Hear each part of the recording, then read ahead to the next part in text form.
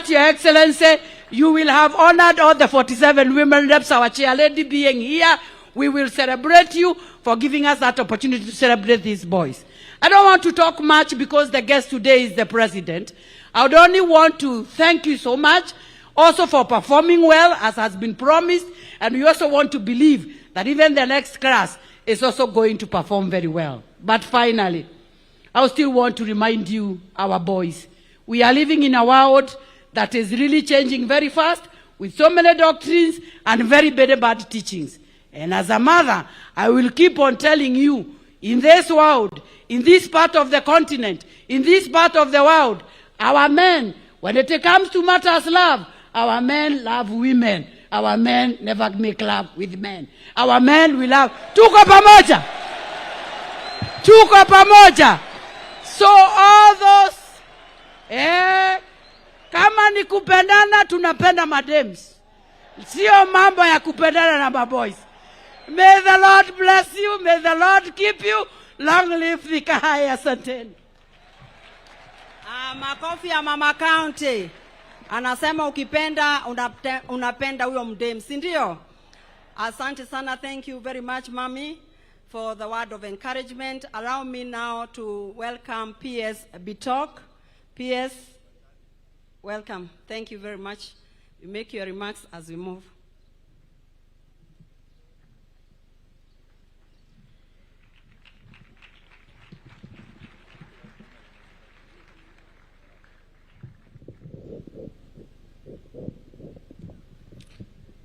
Your Excellency, Dr. William Samoei Ruto, President of the Republic of Kenya and Commander-in-Chief of the Defense Forces, the Right Honorable Speaker, Moses Wetangula, our Majority Leader, Mheshimiwa Kimani Ichung'wah, all the elected leaders, parents, Board of Management, and students. Good afternoon. My name is Ambassador Professor Julius Bitok, PS State Department for Basic Education. Your Excellency, allow me to join the leadership of this school in warmly welcoming you to Thika High School for the 70th anniversary. 70 is indeed special. It is biblical. And your coming here today is indeed prophetic, and we thank God for accepting to grace this very momentous occasion. Your Excellency, sir, allow me also to thank you most sincerely for the investment you have put in education. We indeed know the work you have done has never been done by any government since independence. The kind of work you have done in education in 3 years is quite remarkable. Allow me, Your Excellency, to say that indeed the state of education in this country under your leadership is strong, progressive, and focused to transforming this country from third world to first world. We have seen for ourselves. I have traveled far and wide, but I have a testimony that indeed under your leadership the state of education is very, very strong. Allow me, Your Excellency, to stop there, and allow me also to pass greetings from the Cabinet Secretary, Honorable Julius Migoso Gamba, whom you sent to represent you in Machakos County, and thank you very much for the work you are doing in the Ministry of Education. Thank you.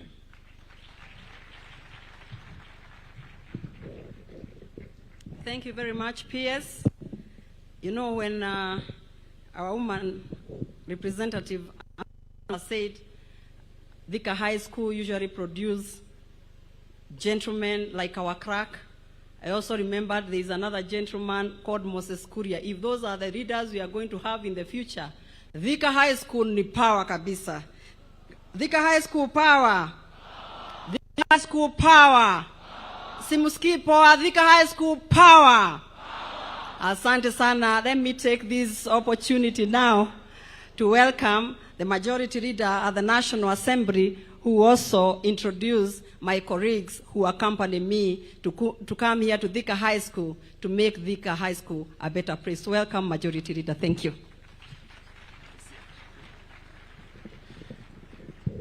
Thank you, Honorable Alice Nganga, Your Excellency the President, observing all protocols already established.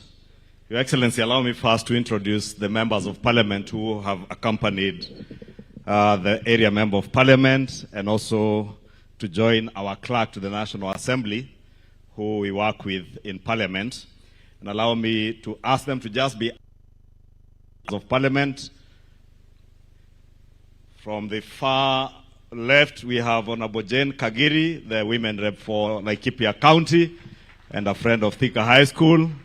We have Honorable Zuleka, who is from Mandera County, nominated from Mandera County, and a friend to the area MP. We have Honorable Maina Karovia, our member of Parliament from Iala, the East African Legislative Assembly.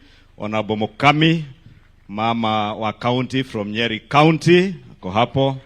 We have Mheshimiwa Jogona Kawa Jiko wa UDA, Kiamba, member of Parliament. Next is a member for Balambala, Honorable Abdi Shurie, a friend of the school. And we have the member for Ruiru, our neighbor, Mheshimiwa Kengara. Let me also ask MCAs to be upstanding. We have many MCAs. We have some from Nairobi, some from Kiambu. Karibuni sana, asanteni. Your Excellency, allow me also to introduce Mheshimiwa Koge, Senator wa Kiambu. Anasimama Senator na chama cha UDA Kiambu County. Your Excellency, I see Moses Kuria looking at me in a very menacing manner. Let me allow Moses Kuria, the member, former member of Parliament, former cabinet secretary, old boy of Thika High School. Na ananiambia ni mtu ya Kiandutu Dom.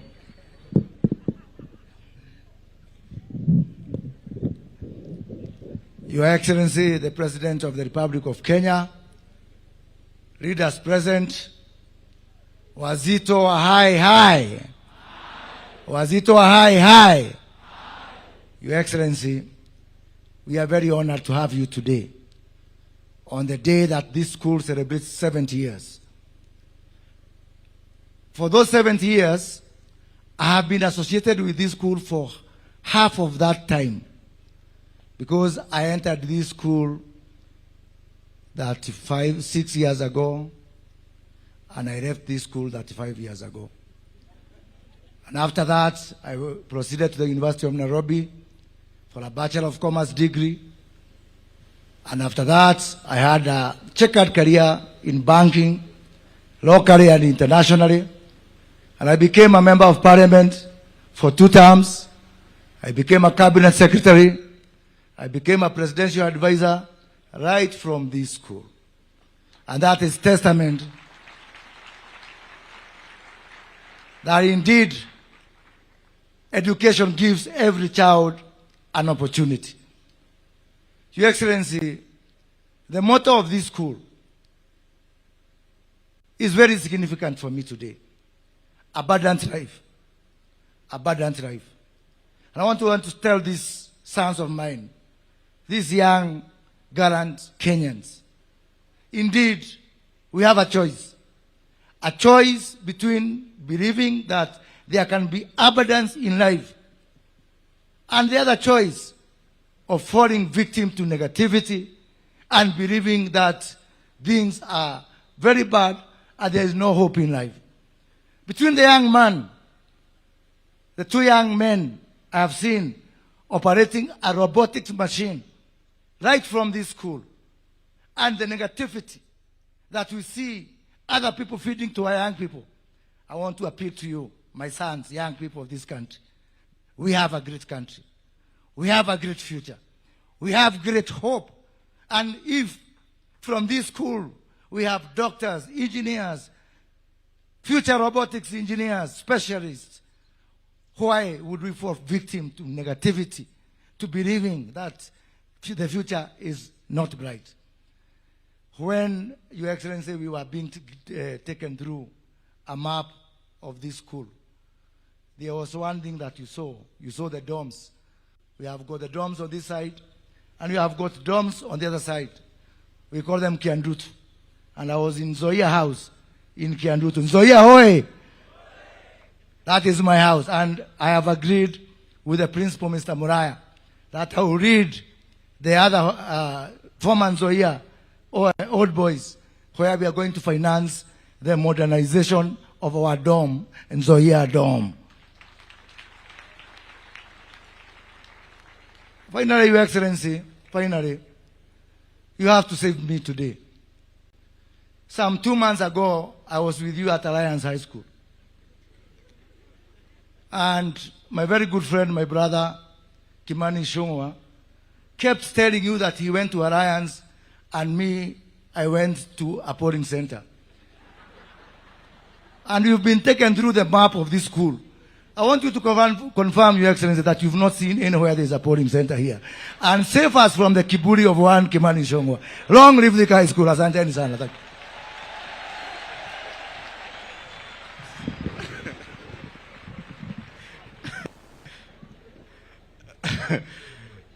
Thank you, Mheshimiwa Moses Kuria. No, Your Excellency, I have to defend myself. Because Moses Kuria insisted that I must appear in this function today. Kumbe alikuwa amenipangia. But Your Excellency, as you have heard, Moses Kuria joined this school and was in this school for only 2 years, Form 5 and Form 6. What I meant when I said he went to a polling station school, it was not Thika High School. It was Ituro High School where he went Form 1 to Form 4. Because Thika High School can never be a polling station school. Thika High School is a great school, a great school which we share a very rich history. Those 70 years of Thika High School, Your Excellency, this school before finally settling down in Thika town, as you have heard from its history, began in Dogoto and was then Dogoto Boys. But because the school was sponsored by the PCA Church, the Presbyterian Church, and there were the 2 alliances in Kikuyu, we then moved the boys from Kikuyu, Dogoto Boys, and it became Thika High School, and not Thika Boys, but Thika High School. Because in this school, great men, great gentlemen have come and have been built in this school. And we are happy to have joined them today. Honorable Your Excellency the President, we are grateful that you're also able to join these great gentlemen of Thika High School. As you have heard from the testimony of Professor Njoroge through the chairman of the board, many great gentlemen have come out of this school, including our very own, the clerk to the National Assembly, Mr. Sam Njoroge.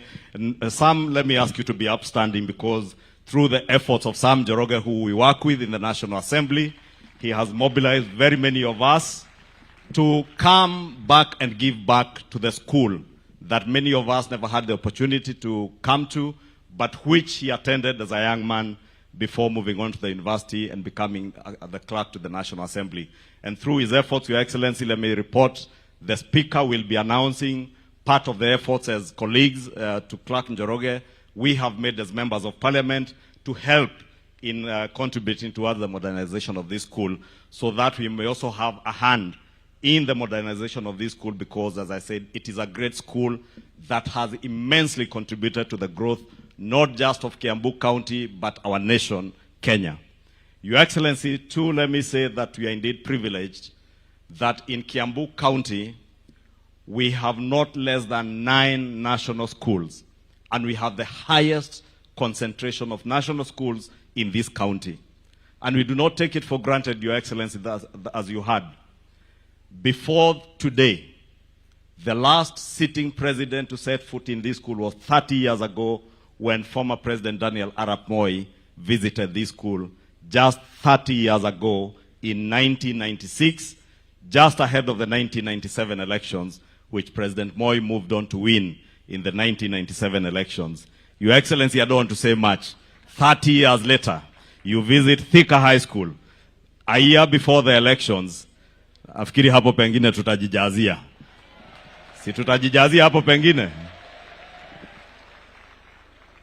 To Your Excellency, this is not the only national school. This year, you have visited very many other schools. Last weekend, you were in Maseno School in Kisumu.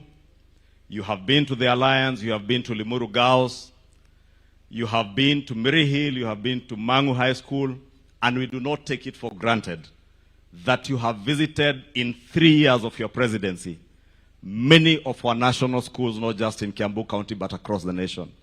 And not just visiting, Your Excellency, but leaving a lasting legacy and an impactful visit to many of the schools that you have visited.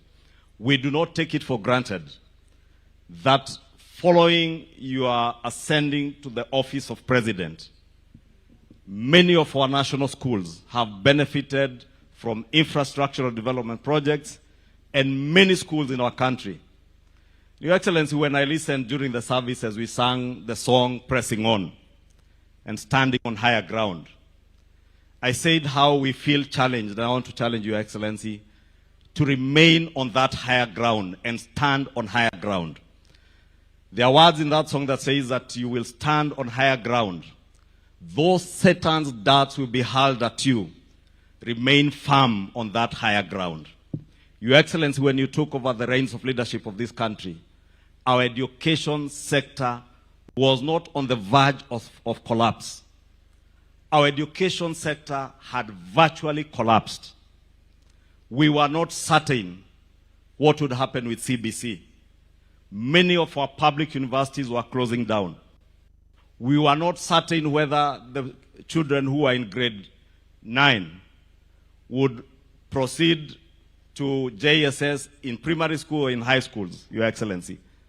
And through the presidential working party that you appointed within the first week of getting into office, we are able to stabilize our education sector, ensure that we transition from 844 to CBC and now to CBE in a very organized and clear manner, Your Excellency. That is not to say there are no challenges. But Your Excellency, standing on a higher ground, you have been able to resolve many of the challenges that bedevil our education sector, right from our primary schools, high schools, all the way to our tertiary and higher education institutions. It is no mean feat, Your Excellency, in about 2.5 years, to build 23,000 classrooms across all schools in our country, Your Excellency. It is no mean feat.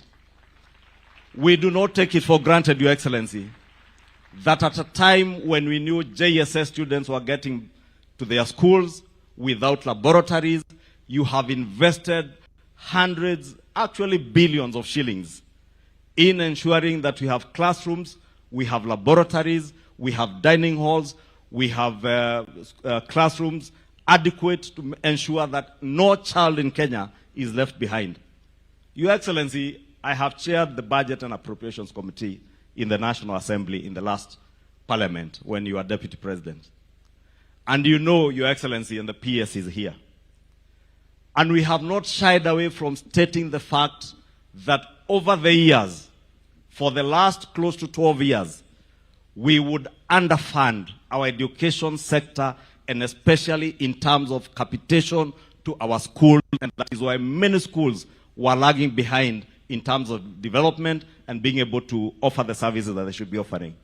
But in the last 3 years, Your Excellency, through your focused effort and through your standing on higher ground, without listening to the noise, you have focused on the job, and today we can proudly say that at the time these children are opening school, every term, school capitation is in the bank accounts of schools to ensure that no child misses an opportunity to build their future.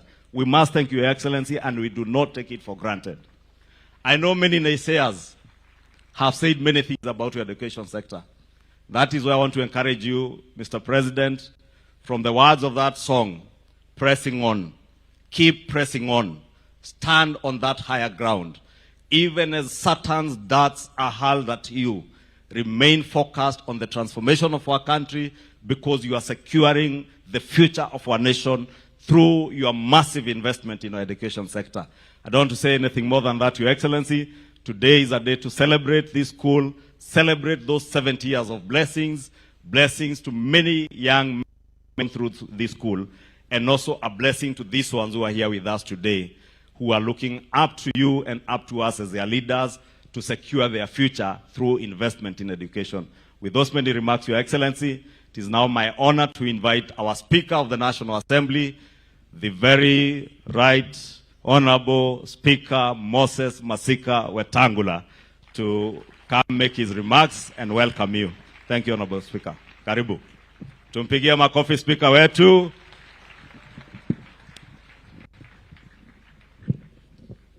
Asante sana Majority Leader.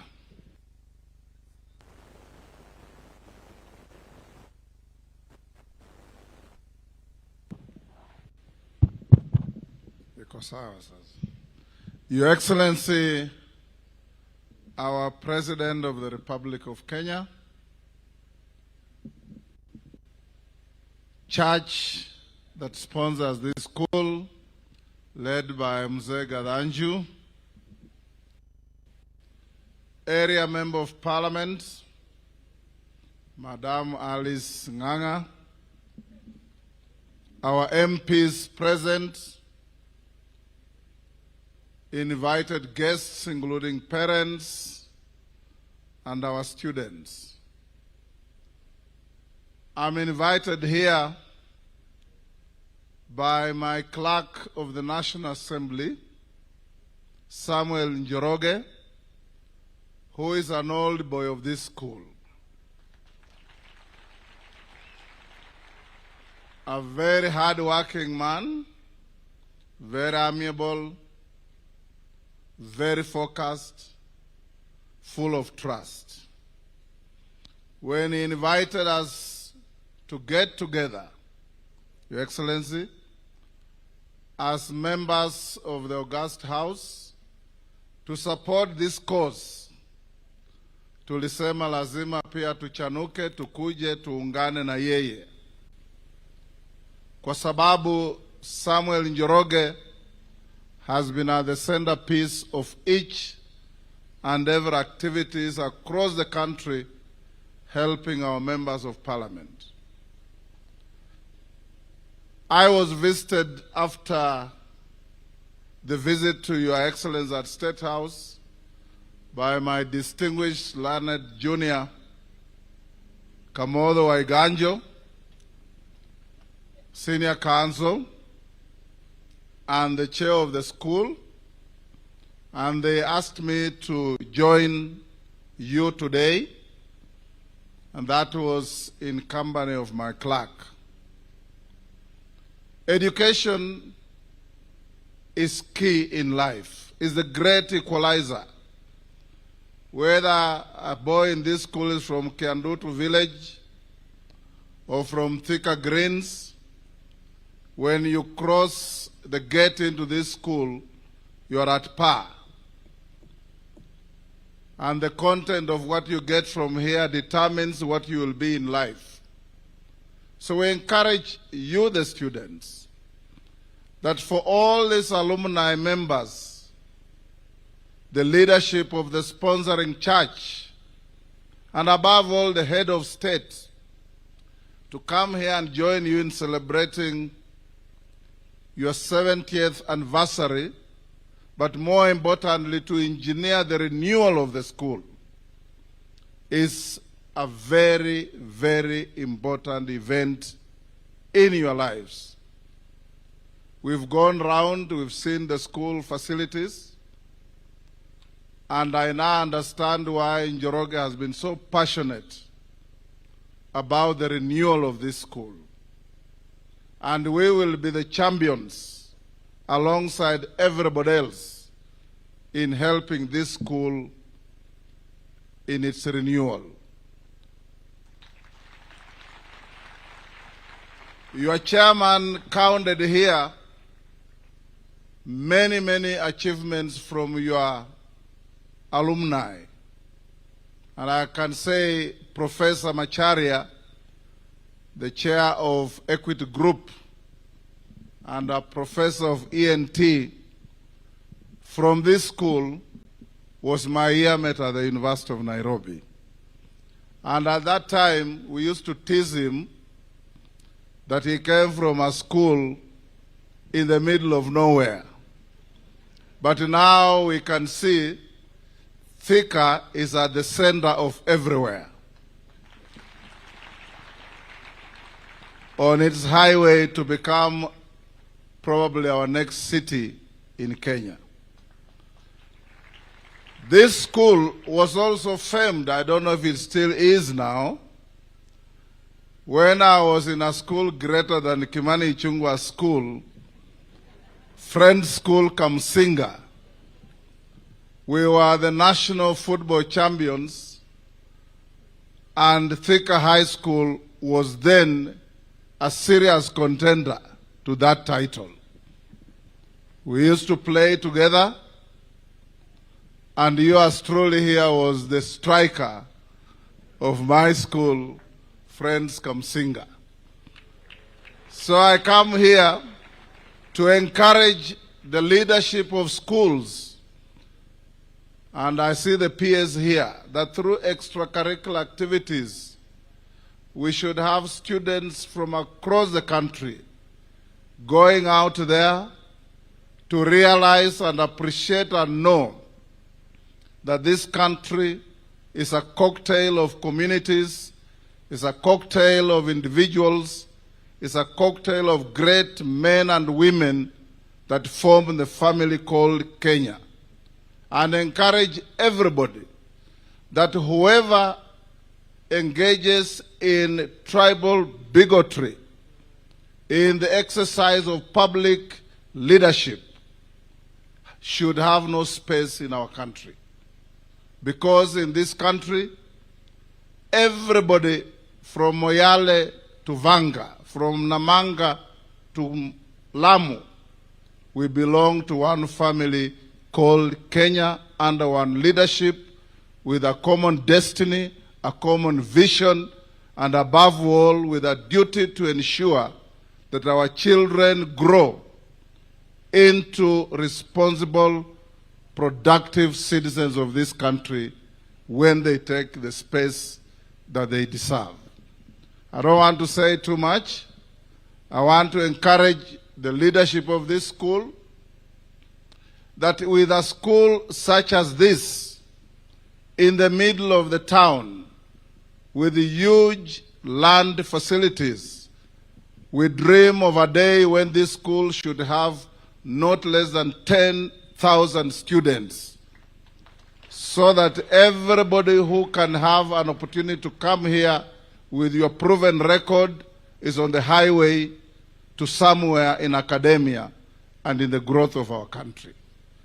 Working together with our clerk in Parliament, and you can understand how loved our clerk is when I'll tell you what he has mobilized.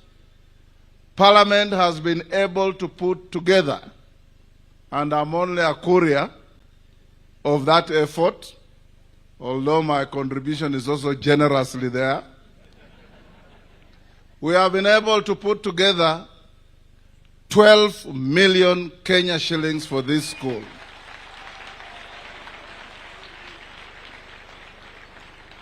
Hiyo ni poa si poa vijana?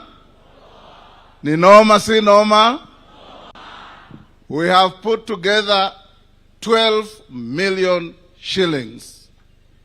And Clark and Njoroge advised that out of the 12, 10 will go to the renewal and renovations of school facilities, and 2 million will go into an alumni kitty to assist children from deprived families in terms of bursaries, so that they can be able to be kept in school to continue with their education. So I come here today to encourage everybody, to encourage the students, to encourage the teachers, to encourage the church, that you must dedicate your efforts, particularly the church, in our moral renewal in this country. We have had a degeneration of morals, and I agree with one brother in the advice she gave you.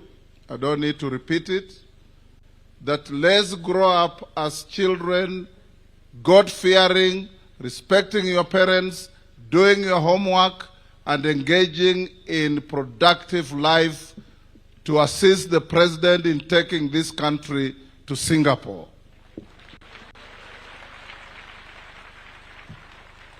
Now is my humble duty to invite His Excellency the President of our Republic, Dr. William Samoei Ruto, to come and join and lead us in the renewal of the school.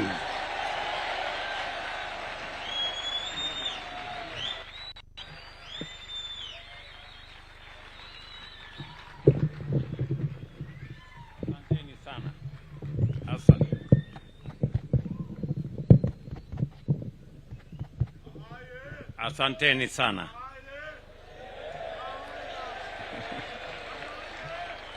Thika High School hoye. Thika High School hoye.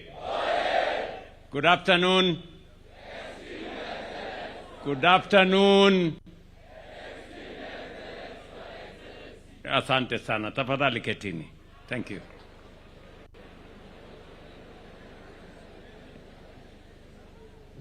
Let me first thank God for the opportunity to visit Thika High School.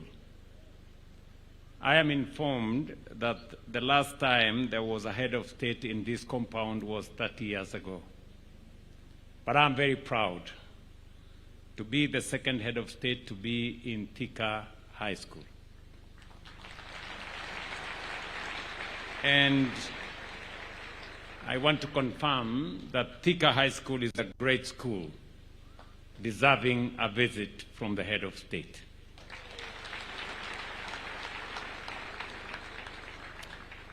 I am aware that we have many schools in the Republic of Kenya, and I try, whenever I have an opportunity, to associate myself with what is going on in many of the schools. But 70 years ago, visionary men and women planted a seed here in Thika because they understood a very simple but powerful truth, that education has the power to change lives, shape the future, and transform nations. These founders understood, as Nelson Mandela would later tell the world, that education is the most powerful tool and weapon which you can use to change destinies and nations. And so, they built Thika High School. Today, 70 years later, we gather here not just to celebrate the anniversary of a great institution, but to honor the vision of the generation of builders who understood that strong nations are built by empowered citizens. And they also recognized that education is the foundation upon which human potential is discovered, nurtured, and transformed into national progress. This year, I've had the privilege of joining students, teachers, and parents of other institutions and historic schools. As was said earlier, I've had occasion to visit many schools. Among the national schools I have visited is the school I went to myself, Kapsabet Boys High School. I have visited Alliance High School, the school Kimani Ichung'wah went. I have visited Maseno. And I have also visited Njiris. But of course, today, I am in Thika High School.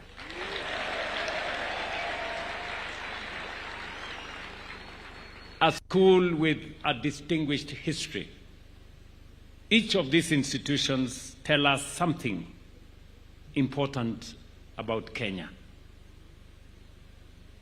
And never mind, I know Moses Kuria was complaining about the people who went, some of the people who went to schools that sometimes act as polling centers. I am one of those. Actually, when Kimani Ichung'wah was telling Moses Kuria, it was not Moses Kuria he was referring to. He just did not want to refer to me directly, so he was. But you know what? You know, when Nelson Mandela said, education is the greatest equalizer, it was because that is what it is. And that is why today, all students from all schools, even those from polling stations, are equal and they are the same.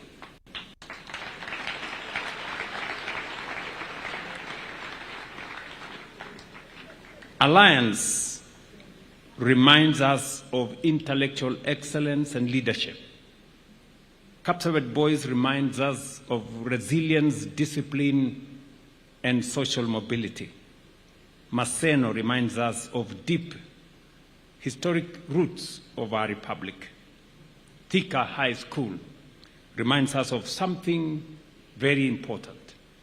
As Kenya transformed economically and industrially, schools like this one transformed the human capacity that powered that transformation. This great institution rose in the heart of one of Kenya's most important industrial and commercial centers, Thika, a town long associated with enterprise, manufacturing, agriculture, innovation, and hard work. Founded in 1956, Thika High School has grown into one of Kenya's leading national schools. Today, it stands as a C1 national school, offering all the 3 competence-based education pathways and serving 1,800 students drawn from every part of our republic.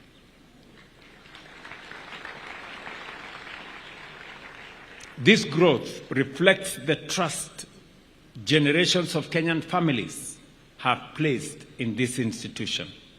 It reflects the sacrifice of parents, the dedication of teachers and leaders and school leaders, and the discipline and determination of students who continue to uphold the values upon which this school was founded.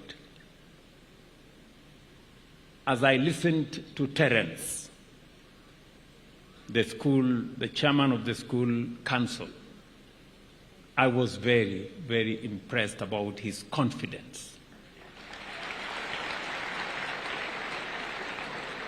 and his eloquence, and he spoke very good English. Congratulations, Terence. And you made a lot of sense. You know, I was very impressed about the things you asked of me and of us, you know, the things that would take you further as a student community. Over the decades, Thika High School has produced distinguished Kenyans who have served this nation with honor and excellence. Among them are respected judges, including retired Judge Jackton Ojwang and Justice Okubasu. The school has also produced distinguished legal minds, including Senior Counsel Paul Muite, Senior Counsel Kamodo Waiganjo, right here with us. Congratulations, Senior Counsel. In leadership and public service, the institution has produced leaders such as Moses Kuria, right here with us, and of course, our very own Clerk of the National Assembly, Samuel Njoroge. I want to say this without fear of any contradiction, that Sam Njoroge is a great leader in the Republic of Kenya. A man who is intelligent, measured, and wise. Congratulations, Thika High School, for mentoring one of our best. In Parliament, competing ideas, competing interests, competing positions exist. It takes a man of great patience and understanding, like Sam Njoroge, to balance and make sure Parliament moves without any friction. Pigeni makofi huyu Sam jamani. So when Sam walked into my office and told me, Mr. President, I went to Thika High School and they are celebrating 70 years, without hesitation, I said I would come to celebrate with you because of the immense contribution Thika High School has made to our republic. Many people, scholars, you've just heard one great scholar here, Professor. Pigeni makofi huyo Professor. And many others who have made huge contribution to our republic. Students that came from this great institution. And I'm truly, truly grateful. And that is why coming here is a recognition of the contribution Thika High School has made to our republic.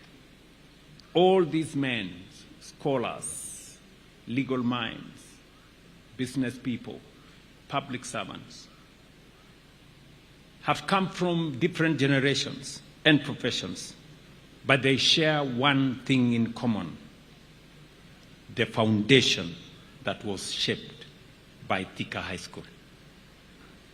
Their lives reminds us that education is not only about examinations and certificates, but it is also about forming responsible citizens, building integrity into them, nurturing discipline, and preparing young people to serve society with honor. I understand that student enrollment has increased from about 600 students to nearly 1,000 the past 10 years. That growth is encouraging, but it is also placed enormous pressure on facilities. Classrooms are overcrowded, dormitories are overstretched, and laboratories and dining facilities are under pressure. I want to assure you that we recognize that quality education cannot thrive where facilities are not adequate. Our children deserve safe, dignified, and a supportive environment where they can learn, they can innovate, as I saw Mwai in one of the presentations, and that gentleman was called Isaiah, or what was he called? I met two gentlemen, one of them Mwai and Isaiah, I think. Somebody I met, by the way, 2 years ago in Kikuyu Township. When I went there, I met the young man again I met today here in Thika High School, and he introduced himself. And I'm very proud of what they are doing. But we need a supportive environment, as I have said, where they can learn, they can innovate, they can grow, and of course, they can discover their full potential. I therefore commend the Board of Management of the school and the school administration, parents and the alumni for the remarkable effort you have made to address some of the challenges affecting this school. I especially commend the board for developing a long-term master plan for the future growth of this institution. I also recognize that important projects are already being completed or ongoing within the school, including the paving of internal roads, the construction of Great Ruaa Dormitory, and the renovation of Juba, Liki, Zaire dormitories, where I was taken around to see. These efforts demonstrate vision, sacrifice, and unity of purpose. Tuwapigie hawa watu wote makofi jameni. No, I have been to many schools, but I have never seen a much more supportive alumni than the one I have seen in Thika High School. Mr. Kamau, Mr. Waiganjo, and your team of alumni, pongezi. You are a great team. And I wish many more of alumni in many schools can step up and show up for their alma mater, for the schools they went to. As we celebrate 70 years of Thika High School, we must also prepare for the next 70 years. The world is changing rapidly. Artificial intelligence, digital technology, robotics, machine learning, and innovation are transforming economies across the world.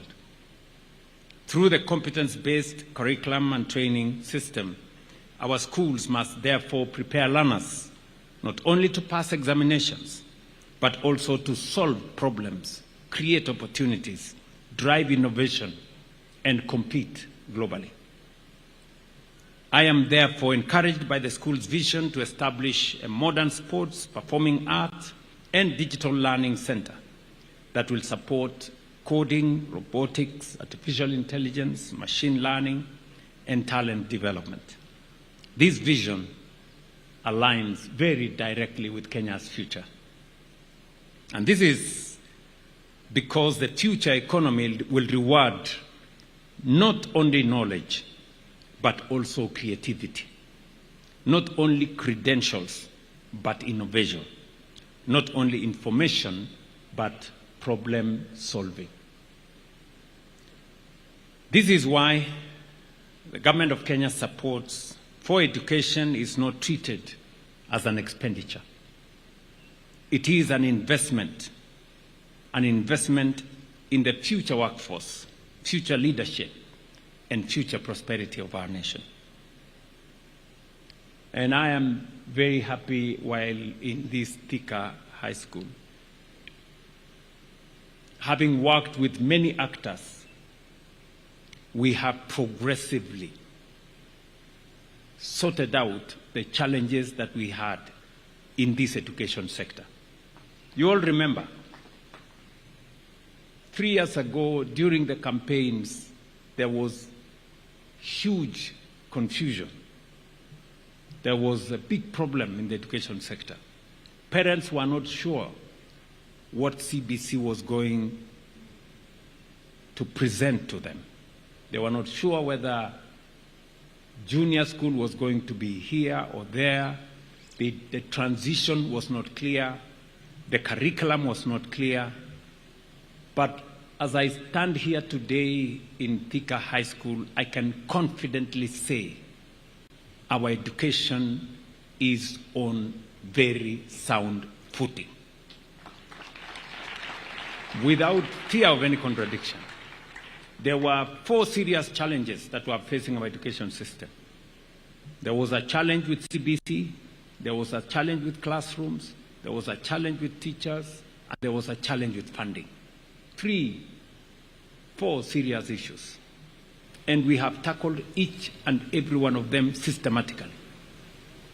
We have aligned CBC. Today there is clarity on how our students are going to transition.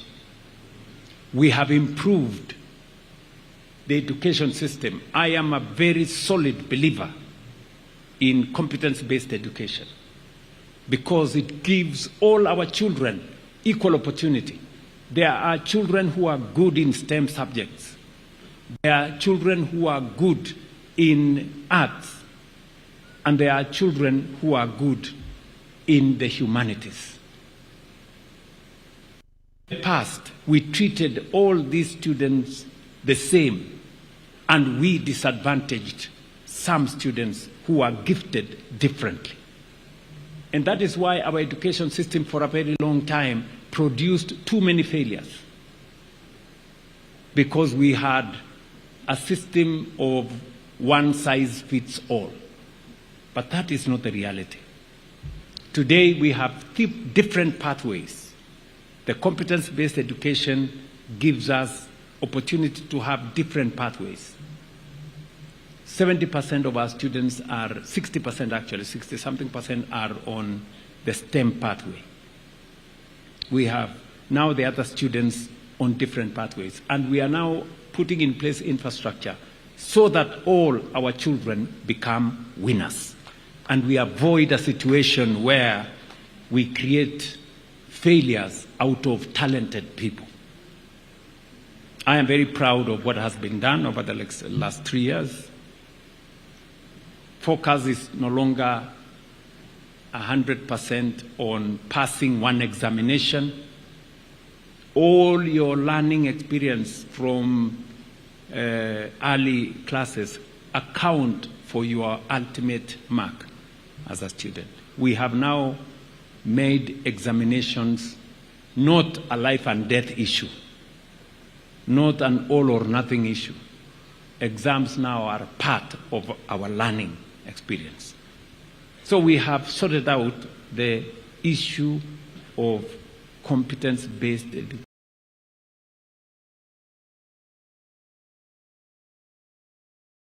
education, and it's now there is a lot of clarity. Number two, we had a very serious teacher shortage. We have employed 100,000 teachers in the last 3 years. We are employing another 20,000 teachers this year, to make sure that we close the gap on teacher numbers. Number three, we had very serious challenges of learning spaces, classrooms. We have built 23,000 classrooms across the country, and I'm very happy that we will be building some classrooms in Thika today to add on to that number. Because when you have classrooms where pupils are 80, learning becomes very difficult. If you have classrooms where there is no teacher, you cannot have proper learning.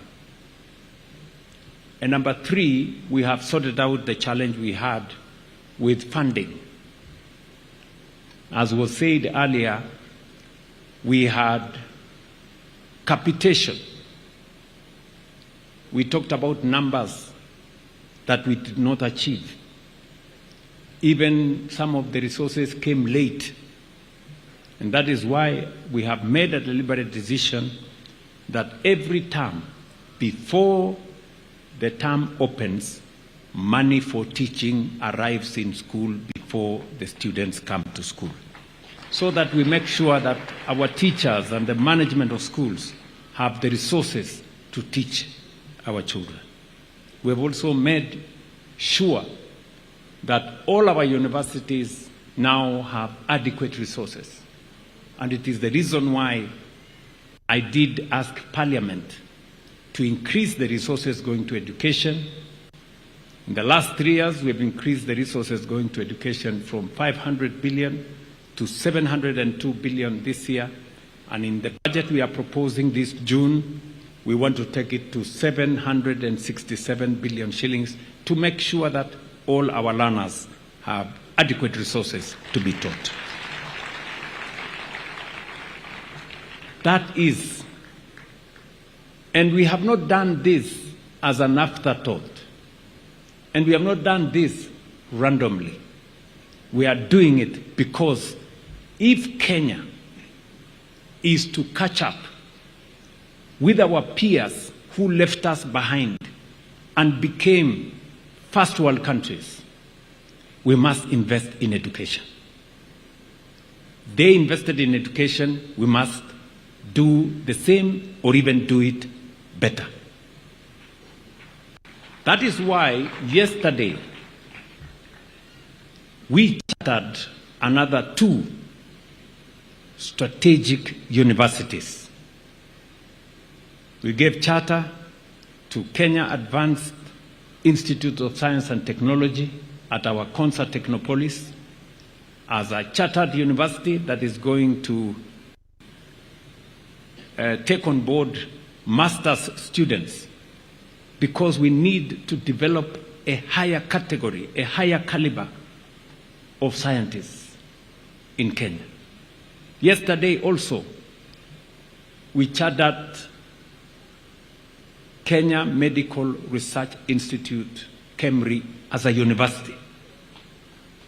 Again, because, and it will be a university, or a graduate university, where people from master's and PhD will be learning. Again, because if Kenya has to move to a first world country, we need the highest caliber of human capital to drive our transformation. I have said this and I will repeat again. There is no nation which can develop beyond its capacity to think or to create knowledge. Yeah? You cannot develop in the dark. You have to have people who are thinking. And that is why we're investing in education. And it is strategic. Many people may not understand it today. They will come to understand it someday, why we are making this investment. As we look ahead, Thika High School has presented to us. Maybe before I go there, let me conclude by saying, before I speak to what we want to do with this great institution, I have discussed this with Mr. Kamau. I have discussed this with my friend Sam Jeroge and the other people. Let me say, as I stand here in Thika today, that the transformation of Kenya is underway. When I pushed 3 years ago for us to live up to the commitments we made to the people of Kenya, I remember I said very clearly and without equivocation that we are going to invest in infrastructure. Today, we have road constructions going on everywhere in Kenya, including in this Kiambu County. Na kwa watu wa Kiambu County, part of the commitment I have made is that because Kiambu County is growing and slowly it is becoming part of the metropolitan city of Nairobi, the road on Thika Road,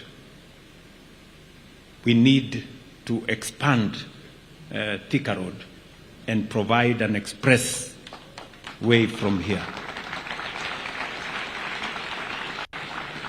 Najua wakati nilisema tutajenga barabara ya Mau Summit, hii Rironi kwenda Mau Summit, watu wengine waliongea maneno mingi. Haiwezi kujengwa, hata wheelbarrow hakuna. Lakini hawa watu tutawaibisha. Hiyo barabara dually saa hii inaendelea kama risasi, my friends. And as I said, by April next year, hiyo barabara itakuwa imekamilika. Kwanza, by August this year, kutoka hapo Kiambu pale Rironi mpaka Naivasha itself, tutakuwa tumekamilisha the dually. By August, in another 3 months or so. Ni mnanielewa? Yes. We are going to transform this country. We are going to change it. Na hii yenu ya Thika hii nimesema super highway, we are finalizing the designs. Nitakuwa hapa mwezi wa 10 kuianzisha.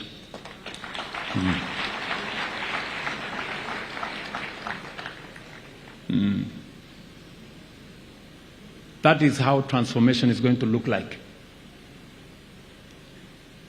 Pia I made a commitment that we are going to change health delivery.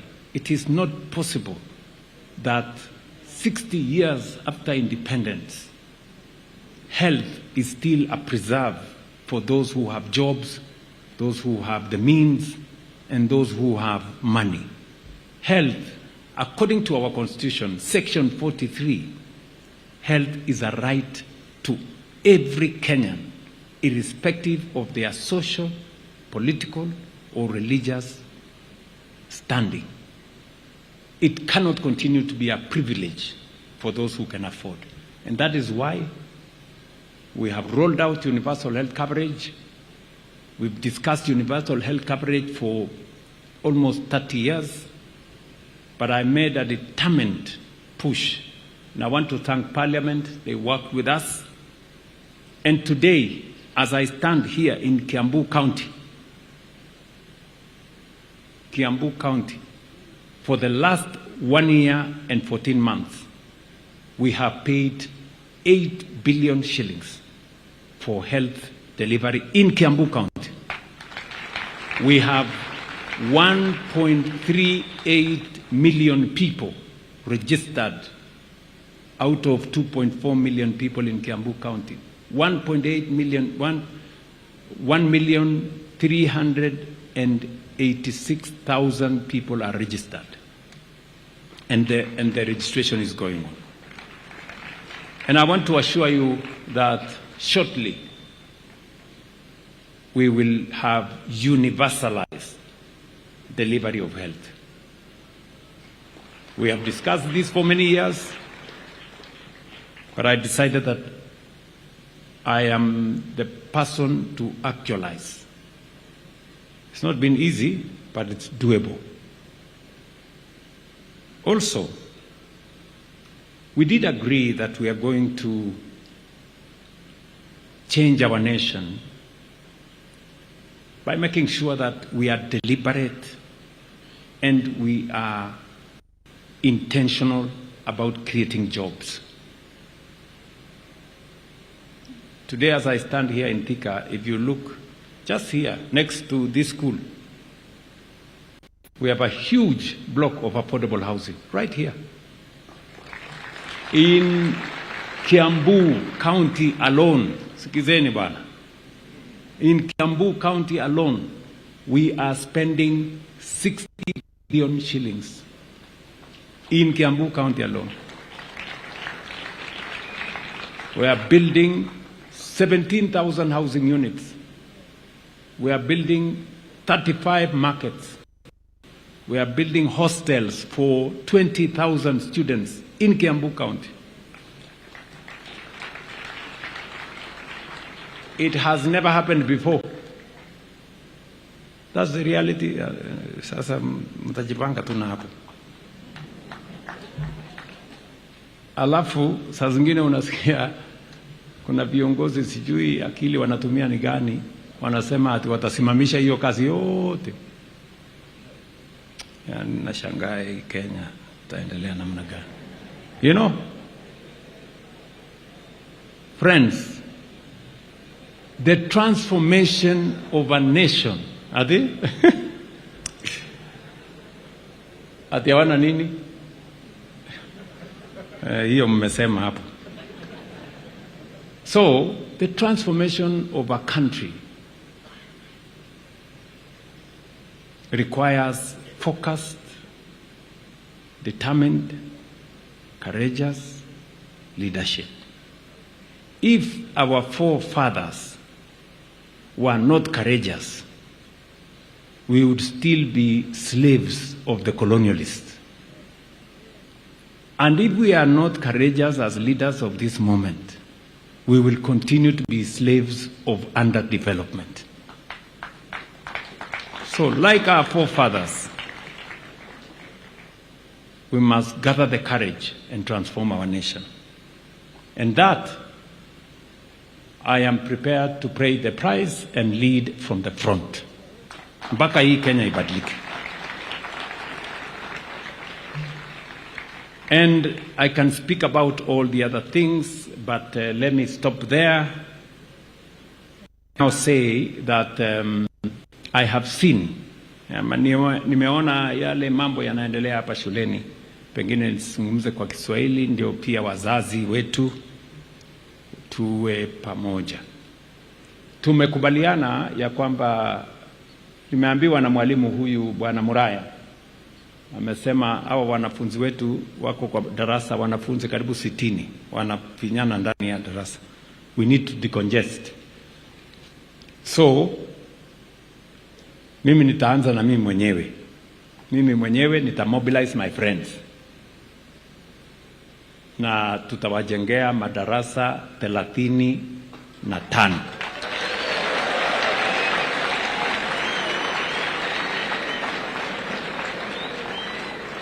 Sindio? Yes.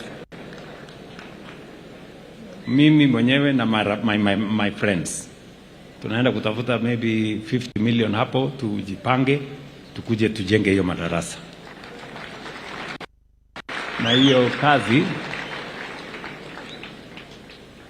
because there are many friends of this school, sinamna hiyo, and I also have many friends wengi. Kwanza waiki Ambu, I have many friends. So nitawapanga tukuje tujenge. Haya. Pia kwa sababu tunafanya affordable housing hapa, na tukilete watu wengi hapa kujaza kwa hii manyumba, watahitaji watoto wao mahali ya kusoma. So we are going to build for you, and I think the drawings are already being worked on. Dormitory ya hawa vijana to cater for 1,000 of them. Utawajengea dormitory ya kuchukua vijana 1,000, na pia tuwajengee multipurpose hall ambaye pia itasaidia kama dining hall to take 2,000 students. Ndio hawa watu wote wakuwe pale. Mnasema tuendelee ama tusiendelee? Mnasema tuendelee ama tusiendelee? Haya. Alafu hawa alumni, hawa marafiki zangu, maybe as we do the classrooms, tutaweka hapo pia administration block katikati hapo ndio ikae mzuri. So we are going to give you a good design. I am doing the same structure in we are doing the same thing in Nairobi school. We are doing the same structure in all the other schools. So we will make sure that we do something good for this institution. Our alumni tulikubaliana mtafanya nini nyinyi watu wa alumni? Swimming pool. Walisema watajenga swimming pool. Sasa nyinyi alumni, hiyo milioni 10 mmesema mmetumiwa, mlisema imewekwa, enda jenga swimming pool. So ndio tumalizane na ile kazi ya Terence alikuwa amesema tujenge swimming pool, si ndio? So we will do the swimming pool. Ati? Hapana, hakusema basi.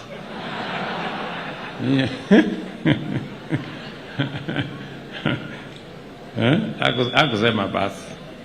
Ninyi mnataka kumwekelea? Ama hiyo pia, wacha nitaongea na sasa. Wewe Alice, ulikuwa unasema ile milioni 5 utapeleka wapi?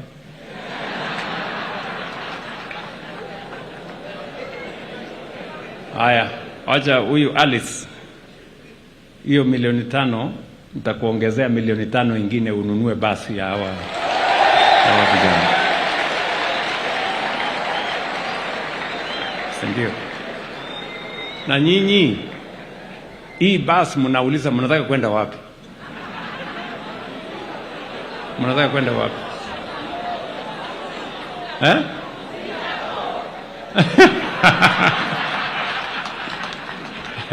Ati mnataka kwenda Singapore?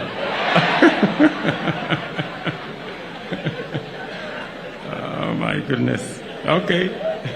Hey, hiyo safari ya basi kwenda Singapore itakuwa mrefu. Anyway, tutapangana namna hiyo.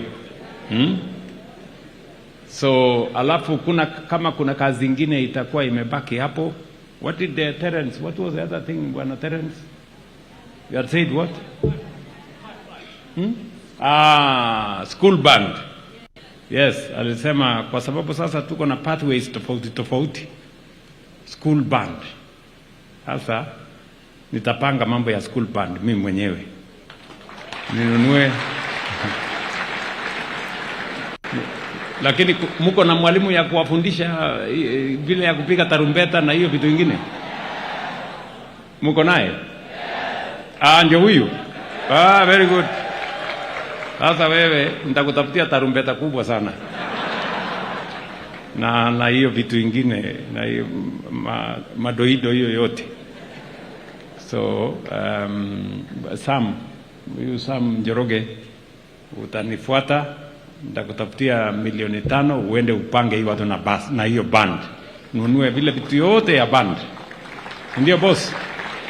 Mungangane namna hiyo. Basi lakini haya mambo yote tumesema hapa kama wazazi na kama viongozi. Mimi nataka nyinyi vijana na nyinyi pia mko na sehemu ya kuchangia. We are deploying a lot of resources, we're spending time, we're spending resources, na nyinyi pia mkuwe na sehemu yenu ya kuchangia. When you see people standing on this podium that they were here many years ago, they are a product of hard work. They are a product of discipline. They are a product of doing the right thing. So I want to persuade you, nyinyi vijana, we need to make a deal. Nyinyi mtafanya sehemu yenu? Mtafanya homework? Mbona mnakaa kama nyinyi sio watu wa kufanya homework? Mtafanya homework? Homework mtafanya. Mtakuwa na nidhamu? Mtaheshimu wazazi wenu? Mtasikiza walimu wenu wakiwafundisha? Na mtihani pia mtafanya vizuri? And you are going to be responsible young men? Na mtaheshimu Mungu? Ama nyinyi mtakuwa watu ambao mtakosa kumjua Mungu? Mtamjua Mungu? So each one of us. So I think if you do your part, we will do ours. Wacha nisimame niwachie hapo na niseme I am truly, truly proud to be in Thika High School as I work with all the other schools. Nasikia warembo wangu wa Chania wako area. Wako area. Where are the girls from Chania? Hebu simameni niwaone. Very good. Tuwapigie makofi. Very good, very good. Bas, hiyo maneno yenu mimi namalizana na huyu Alice leo. Yeye ndio amechelewa na maneno. We'll sort that out. So otherwise, asanteni sana. God bless you, good people. I wish you well. Na Mungu awabariki sana. Na kwa wazazi, asanteni sana kwa kushikilia hawa wanafunzi na kuwasaidia katika masomo yao. Congratulations, Thika High School, on this great achievement and celebration of 70 years. Asanteni sana. Makofi kwa His Excellency. Your Excellency, with your kind permission, will request that you remain on stage. Would like to award 6 of the best performing students. We may take our seats, please. Let's take our seats briefly. And as I say this, please, the students can be coming forward. Your Excellency, the school had a mean grade of 8.2. They had a whopping 31 A- students and 6 with A plain. So if they can be coming, please, the students, so that we can award them. Today, they are going to be awarded with a laptop each. for their hard work, and I'm sure that will be inspiration for other students. Si tutawapigia makofi vizuri, tukijua ya kwamba pia sisi siku yetu itafika. Where are the students? Delton Ayande is the first one. Let's give him a round of applause as he is coming. That's Delton Ayande. He had an A with 83 points. Makofi kwake tafadhali. We also had Gashau Michael Mwangi, who had 82 points, a straight A with 82 points. Makofi kwa Gashua Michael Mwangi. We also had Stephen Mwangi, who also had a straight A with 82 points. Makofi ya Stephen Mwangi. We had Mage Leon Gitao, 81 points, a straight A with 81 points. Then we had Mwariri Derek Njoroge with 81 points, a straight A again with 81 points. And last, and by no means the least, Runo Trevor Gitare with 81 points. I'll also request that Terence come and present a trophy to His Excellency. We have a trophy to be presented to you by